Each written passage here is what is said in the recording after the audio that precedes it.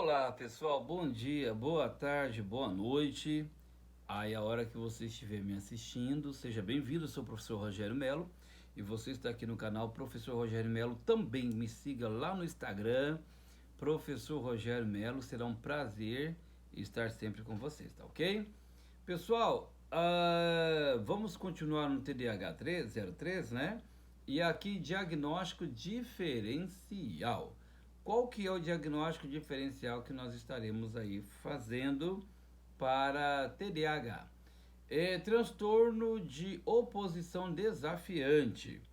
Indivíduo com transtorno de oposição desafiante podem resistir a tarefas profissionais ou escolares que exigem autoatendimento, porque resistem a se conformar ou a aceitar alguma decisão realmente que possa confrontar com aquilo que ele acredita, tá?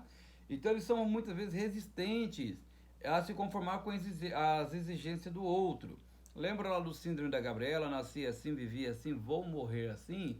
Então é muito comum essas pessoas que são TDAHs terem esse tipo de atitude.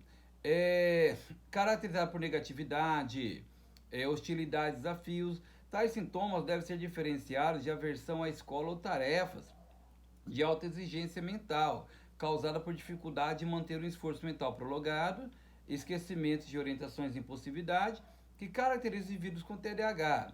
Um complicador diagnóstico diferencial é o fato que alguns indivíduos com TDAH podem desenvolver também atitudes de oposição secundária em relação a estas tarefas sem desvalorizar a sua importância. Então é muito comum que eles escolham as tarefas, mas é muito comum que também, muitas vezes, crianças TDAHs, elas estão em uma situação onde elas são tarefas que exigem esforço, ela tem alguma oposição porque aquela matéria ela não entende, aquela disciplina ela tem dificuldade, e aí ele vai poder gerar muitas vezes uma certa oposição a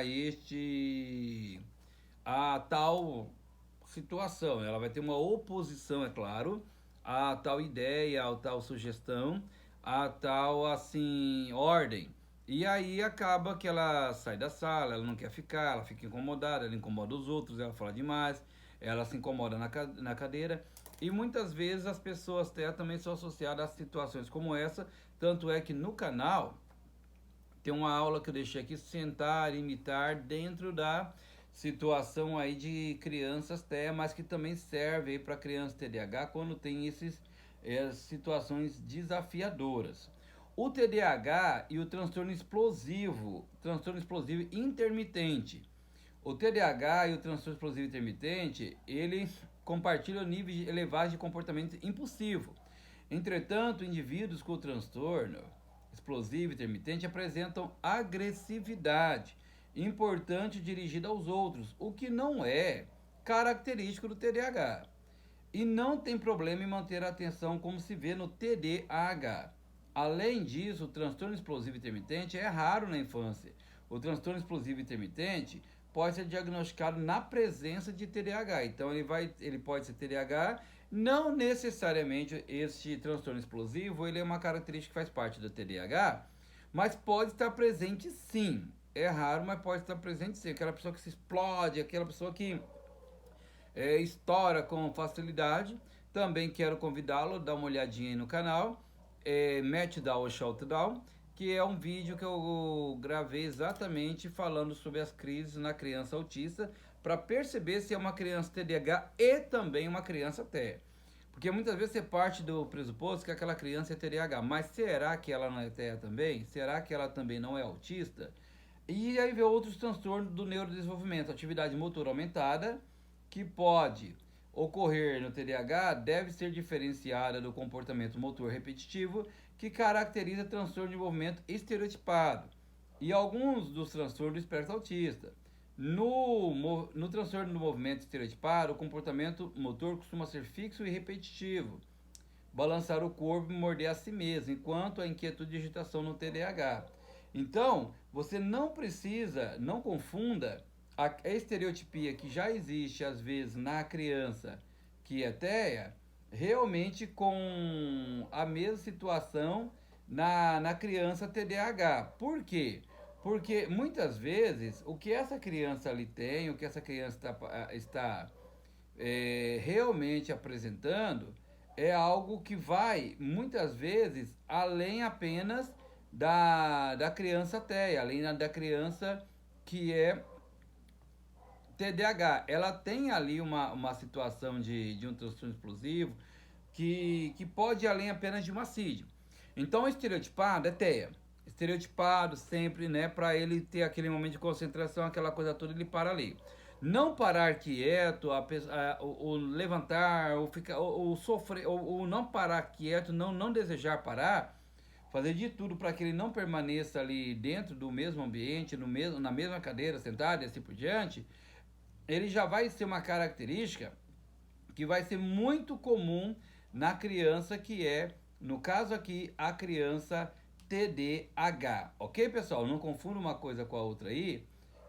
Até porque a criança pode ser TEA, pode ser TDAH? Pode. A criança pode não ser TEA e ser TDAH e ter essa característica? Também pode. Então é por isso que é muito importante essa observação diferencial para que não haja confusão aí na hora de fazer o diagnóstico, ok, pessoal? Vamos lá então para a última parte, até porque a maioria das pessoas sempre nos pedem para observar o que nós poderíamos diferenciar ou ajudar. Vamos lá. Transtorno específico de aprendizagem. Criança com transtorno específico de aprendizagem pode parecer desatenta devido à frustração, falta de interesse ou capacidade limitada. A desatenção, no entanto, em pessoas com transtorno específico de aprendizagem, mas sem TDAH, não acarreta prejuízos fora dos trabalhos acadêmicos. Então, se a pessoa tem um transtorno de aprendizagem, ela pode ter algum tipo de transtorno de aprendizagem que você resolve apenas com atividades, descalculia, desgrafia, enfim, e que você pode auxiliá-la de forma diferenciada. Não existe dificuldade no comprometimento, que já é o caso do TDAH, que tem dificuldade no comprometimento, tá, pessoal? É no comprometimento de entregar tarefas, fazer, se concentrar, enfim. Crianças com transtorno específico, já lemos. Deficiência intelectual, que é o transtorno do desenvolvimento intelectual, tão conhecida TDI. Sintomas de TDAH são comuns nessas crianças, colocadas em ambientes acadêmicos inadequados à sua capacidade intelectual. Nesse caso, sintomas não são evidentes durante tarefas não acadêmicas. Um diagnóstico de TDAH na deficiência intelectual exige que a desatenção e hiperatividade sejam excessivas para a idade mental. Então, o que acontece? Essa pessoa com deficiência intelectual, fora do ambiente acadêmico, ela não tem essa mesma situação de dificuldade. Já o TDAH, ele é percebido em todos os ambientes que ele frequenta, ele é essa criança hiperativa, que não para sentada, tem essa dificuldade de concentração, enfim. Já não é a questão apenas de uma criança deficiente com TDI, que seria a deficiência intelectual, que já seria uma outra CID. A transtorno espectro autista. Indivíduo com TDAH e aqueles com transtorno do espectro autista exibem desatenção, disfunção social e comportamento de difícil manejo. A disfunção social e a rejeição pelos pares encontradas em pessoas com TDAH devem ser diferenciadas da falta de envolvimento social e isolamento e da diferença pista de comunicação.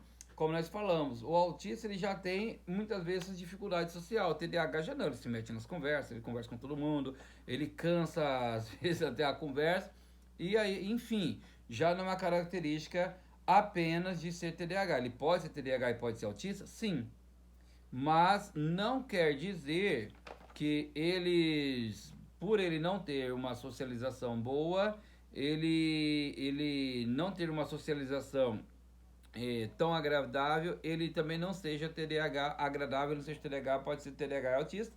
E também não quer dizer que ele não sendo social, ele é TDAH, mesmo não sendo autista, somente por não ser social. Uma coisa não pode ser de 8 a 80, tá, pessoal? Transtorno de apego reativo. Crianças com transtorno de apego reativo podem apresentar desinibição social, mas não conjunto completo de sintomas TDAH. exibindo outras características como ausência de relações duradouras, característica de TDAH. Transtorno de ansiedade. São sintomas de atenção com transtorno de ansiedade. Indivíduos com TDAH são desatentos por causa de sua atração por estímulos externos. Atividades novas de predileção por atividades agradáveis. Isso é diferente da desatenção por preocupação. Então, o TDAH ele é desatento, mas ele não quer dizer que por eles ele não se confunde com transtorno de ansiedade, porque ele já é TDAH. Ansiedade é aquela pessoa que muitas vezes ele tem muita preocupação, a palavra já diz preocupação, já se ocupa muito da sua mente de algo antes mesmo que aconteça, de um fato, de uma situação, e não é por isso que ele não é uma pessoa agora que possa estar... que ela é uma pessoa que já seja TDAH, ela pode ter apenas ansiedade mesmo. Depressivo, indivíduos com transtorno depressivo pode se apresentar com capacidade de se concentrar, entretanto a dificuldade de concentração no transtorno do humor são os transtornos depressivos, fica proeminente apenas durante um episódio depressivo, que é aquela pessoa que ela tem a incapacidade de se concentrar quando ela está sofrendo com a sua depressão, tá bom, pessoal? Então, são algumas características que nós falamos aí. Para isso, eu acho interessante a citação de algumas pessoas, não sei se eu vou ter aqui na minha mão, mas que seria interessante algumas sugestões. Eu estou aqui com um dos livros do Gustavo Teixeira, que eu até indico, mas não é esse que está na minha mão aqui não, tá, pessoal? É outro livro que eu não sei aqui, eu acredito que ele está ali na sala, eu deixei ele na sala porque eu estava com ele até uns dias atrás. Mas é o mesmo autor deste livro aqui, ele escreve sempre um livro por nome de manual, tá? Este daqui é manual, né? Você sabe o que é bullying? Manual anti-bullying para alunos, pais e professores, né? Este livro aqui, ele fala muito sobre isso, mas esse mesmo autor, ele tem um livro chamado Manual de Transtornos Escolares, se não me engano. Você vai achar no Google, tá? Esse é o Gustavo Teixeira. Então, ali ele vai falar sobre TDAH. Então, algumas sugestões importantes para as concentrações, professoras e professores. Estímulo na sala de aula, evite ao máximo. Muito estímulo na sala de aula, você vai fazer com que essa criança TDAH, ela perca a concentração. Procure atividades onde os textos sejam menos, aquele texto muito longo, por si só, ele já chama a atenção, né? Eu até achei interessante uma palestrante esses dias atrás, ela tinha 4 horas conosco, e ela foi falando a sua palestra, e chegou na hora, falou que ela gostaria de ler um texto. O texto que ela ia ler era de aproximadamente 25 linhas. E aí ela falou, olha, eu estou falando aqui com vocês, como que vocês têm que trabalhar com as crianças, e esse é o texto. Aí ela deu uma olhada e falou, esse texto é um pouco longo, então deixa quieto, eu vou falar com você, depois vocês leem, porque é um texto longo demais. Então, assim, todas as pessoas às vezes se desanimam, né, com alguns textos longos. Aqui mesmo você tem aqui um livro chamado História dos Hebreus. Eu gosto demais, né, porque faz muito... Mas dá uma olhadinha no tamanho deste livro aqui. É um livro, eu não me recordo se é 1.500, 1.700 páginas. Mas é um livro que eu particularmente uso para pesquisas. Mas nós sabemos que o livro você vai pesquisando e vai fazendo ele dosagem até para melhor você aprimorar, você ter o melhor. Então você, pessoal, imagina uma criança TDAH.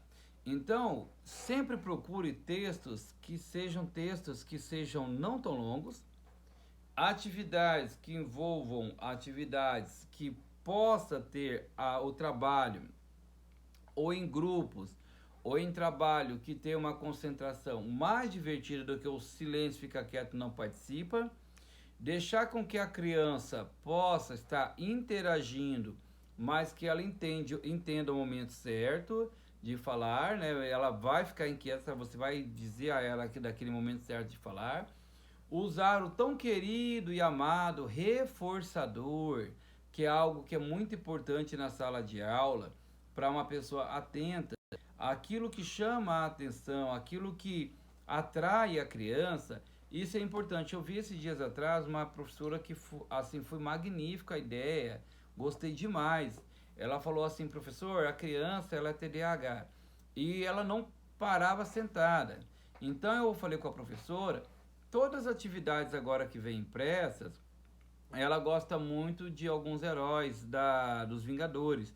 Então a maioria das atividades que vem impressa, a própria professora já coloca nos textos alguma coisinha ali de algum personagem. Ele olha ali, ele acha interessante, ele vai lendo como se fosse um personagem à esquerda e um personagem à direita, né? Um exemplo. E ela vai lendo o texto, vamos dizer que o texto fala de qualquer coisa, da natureza, isso, aquilo. Mas ela vai lendo e ela vendo que é de personagem que vai deixar a criança bem mais atenta e atividades bem mais cooperativas, ok? Deixe seu like, se inscreva no canal e esteja comigo aqui nas demais vezes, ok? Um abraço forte do professor Rogério Melo para vocês. Visite nosso Instagram, @professor Rogério Melo, e vamos nos seguindo ali, que sempre nós teremos aí algumas lives para compartilhar com vocês, e vocês são muito bem-vindos, ok? Fique com Deus, até a próxima, tchau, tchau.